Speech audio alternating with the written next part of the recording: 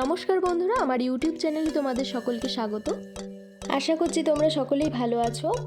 তো আজ আমি তোমাদেরকে দেখাবো মাত্র 30 টাকায় কিভাবে ডিম ছাড়া অরিও বিস্কুট দিয়ে চকোলেট কেক বানাতে হয়। তো কেকটি বানানোর জন্য আমি এখানে নিয়ে নিয়েছি 10 টাকা দামের 3টে অরিও বিস্কুট এবং একটি 10 টাকার ইনো। এইবার আমি অরিও বিস্কুটগুলোকে একটি পাত্রের মধ্যে আলাদা করে প্যাকেট থেকে ছাড়িয়ে রেখে নিয়েছি। এইবার একটা একটা করে বিস্কুটগুলো থেকে ক্রিমগুলোকে আলাদা করে ছাড়িয়ে রাখবো। তোমরা চাইলে এটা নাও করতে পারো। এবার আমি অরিও বিস্কুটগুলোকে আলাদা করে মিক্সার জারের মধ্যে রেখে নিয়েছি আর এর মধ্যে দিয়ে দিয়েছি 110 মিলিলিটার দুধ আর ক্রিমগুলোকে আলাদা উষ্ণ গরম দুধ দিয়ে একটু নাড়াচাড়া করে নেব। এখানে আমার অরিও বিস্কুটের মিশ্রণটা রেডি হয়ে গেছে। এবার আমি আলাদা করে রাখা এই ক্রিমটা এর সাথে অ্যাড করে দেবো আর এখানে অ্যাড করব আমি 2 চামচ ইনো। এরপর এই ব্যাটারটাকে ভালোভাবে মিক্স করে নিতে হবে।